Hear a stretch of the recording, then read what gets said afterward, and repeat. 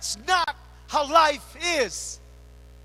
It's not where you kind of say, you got your whole day in front of you, and you say, okay, I'm going to spend a little bit of time over here, I'm going to go to work over here, and then after work I'm going to do this, and then after that I'm going to spend some time with the family, and after that I'm going to do this. Okay, now nobody breathe, because you're going to mess up my schedule.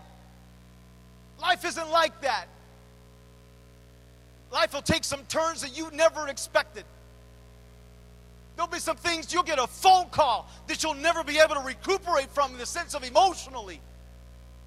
You get some phone calls that say, hey, somebody has passed away, and what happened? That's life. Life is not one-dimensional. It's not the straight line that goes up. It's more like a line that does this kind of a number. And you eventually get where you're going. I remember Brother Don, or better known as Brother Chico, telling me, hey, Brother Ernie, life is like that.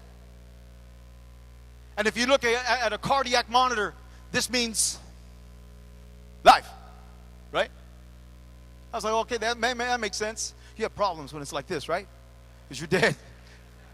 No problems at all. But we have highs and we have lows. We have days we're on the mountain, and we have days of, good God, help me.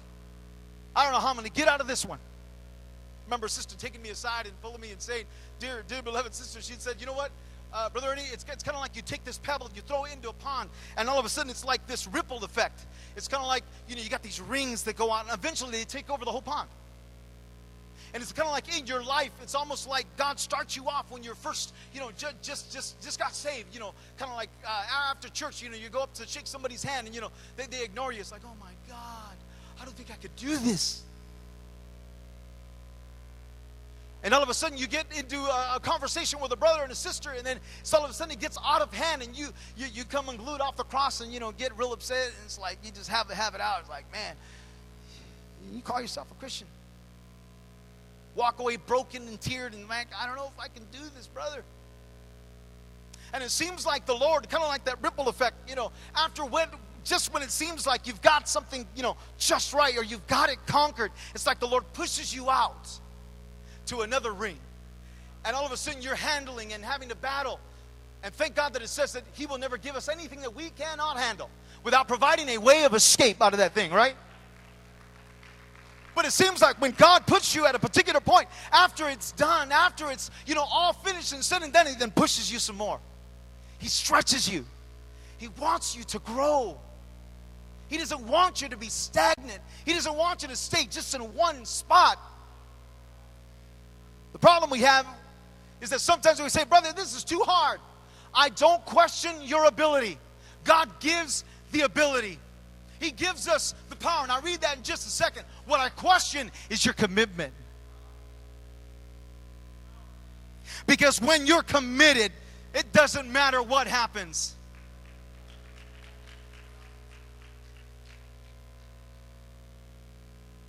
Can I take it a step further? Life isn't just, but it's 3- and 4-dimensional. It's not a flat image. It's like taking a frame now. I can, it's not just a flat image frame that sits in front of you. I can now see through that thing. It's got depth. It's got width. It's incredibly detailed.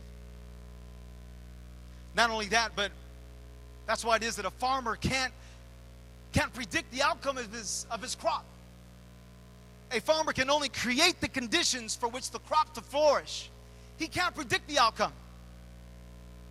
It's not a mechanical process. Can I say that it's an organic process? We are living. We are breathing. We go through things that'll change us for the rest of our life. Today, somebody this morning is going to make a decision that'll change their whole course of their life. Anybody go to a church service like that where your heart wasn't right, but Jesus got a hold of you and it changed the rest of your life?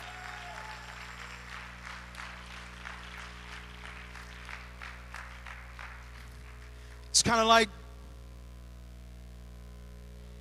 I believe that's why in John 3:16, we all know that scripture, right? For God so loved the world that He gave His only begotten Son. And what's it say? Whosoever believeth in Him should not perish. The choice is yours. He came to save everybody, but the choice is yours. Train up a child in the way he should go. I can't predict the outcome of the crop, but I can provide as much nutrients in this soil. I can provide as much as I can so that this plant grows. But I can't predict the outcome because the harvest in itself is unique. 1 Corinthians chapter 3, verse 6 and 7 says, I planted, Apollos watered, but God gave the increase. So that neither he who plants anything or he who waters. I like the way CEV says, I planted the seeds, Apollos watered, but God made them sprout and grow. When God gives the increase, my brother, my sister, you will never be the same. When God comes in and allows you to just begin to grow and flourish in Him, you look at life differently. That's why it is when you go through a struggle, when you go through a trial, when you go through that time when you feel like, my God, how am I going to get over this fence? And then when you get over, it's like, my God, I see life so differently now. Life is not static, it's dynamic, it's constantly changing. Second question, what's the cost to be a follower? We must realize that the cost to follow with Jesus is a twofold cost. And it begins with total commitment. The story goes about a Dr. Samuel Thomas who had a Bible Institute in India.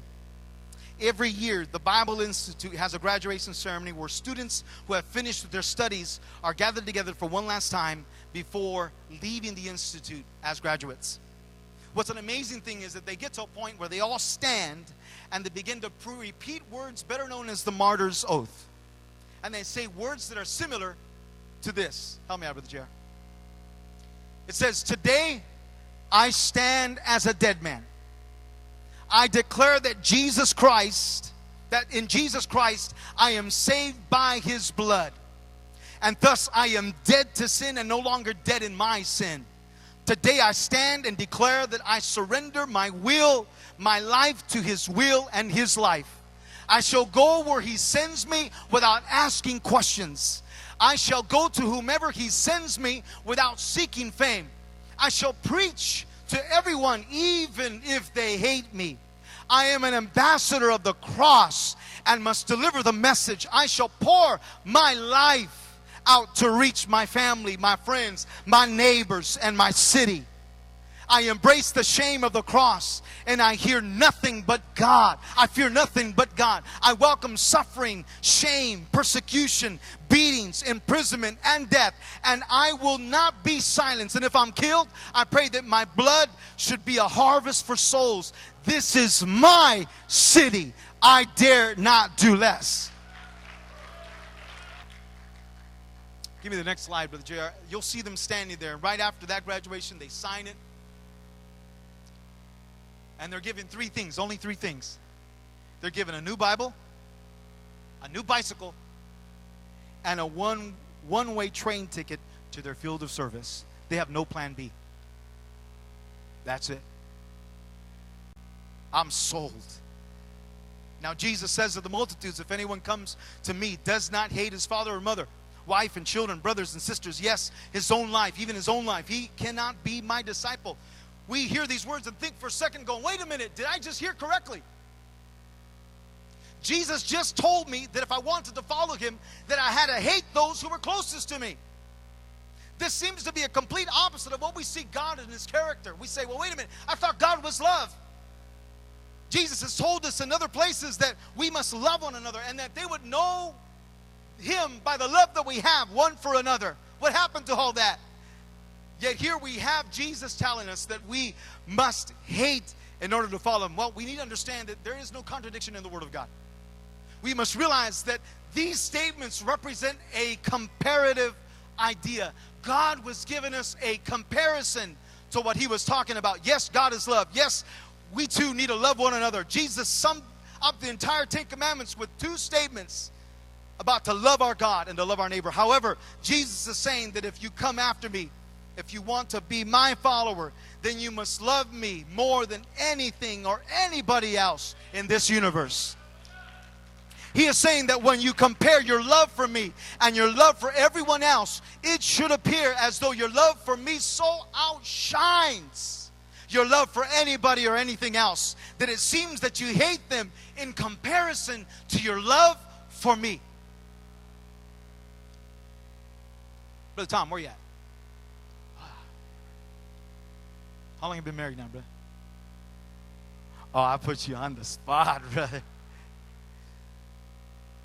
If I were to ask Brother Tom, on a scale, if you were to gauge, his love for his wife on a scale of like 1 to 10, Brother Tom would say, especially if his wife is present. There you go. He's learning. Brother Ray, if I were to come to you and ask you, hey, on that same scale of 1 to 10, gauging your love for your children, on a scale of 1 to 10, what would you say? It's only right. Candace is back to going, you better say 10. However, according to Jesus' statement, if you're going to follow him and someone asks you to gauge your love for him on that same scale of your wife and children, you would have to say 1 million plus 10. Because there is no comparison that you should have between you and the God that you serve. In other words, our love for him compared to our love for our family, our friends, should be so great that it appears by comparison that we hate everybody else and love only him. That's why if we can get our love right for God, every other relationship is right. That's why if you can get the relation right with God, every other relationship ends up being right. We don't know how to love. That's why God loved us first. And he showed us how to love. So if you get your understanding of how much you should love God, you realize that the love that you have for others is right. Because he's the epitome of love. There's a really, really good story that helps us illustrate the meaning of being a disciple. It's about a man who meets a woman, and he took an interest in her, and they began seeing each other, and he began to share his hopes and all of his dreams with her. He began to even talk about the way that these plans included an exclusive relationship with her. Sound like a good story, huh? I'm afraid I set you up because in your small group you'll finish that story. So you have to go to small group to listen to that. So back to the cost of being a follower. It's twofold. It's total commitment. It's love for God. That's second to none. Being a follower comes at a cost. If you want to be a follower and not a fan, it's going to take total commitment. And turning from sin, from self, so that we can be fully committed to God. There's another interesting note that we see in the scriptures in verse 26, 27, and down to 33. We see the word appear 3 times. It says, cannot be my disciple. Cannot be my disciple. Cannot be my disciple. After him, Jesus says to these multitudes that those who do not come after him with this level of commitment cannot be his disciples. That word in the Greek is a compound word where they take 2 words and put them together to give a bit of a different meaning. The first word, oki, which means not, and dynami, which means power or ability. So in other words, Jesus is saying that those who try to follow after him with less than total commitment do not have the power or the ability to become his followers or his disciples. Yet we read in John chapter 1 verse 12 that as many as received him, to them gave he the right, the power to become children of God. To those who believe in his name. The word right literally means authority.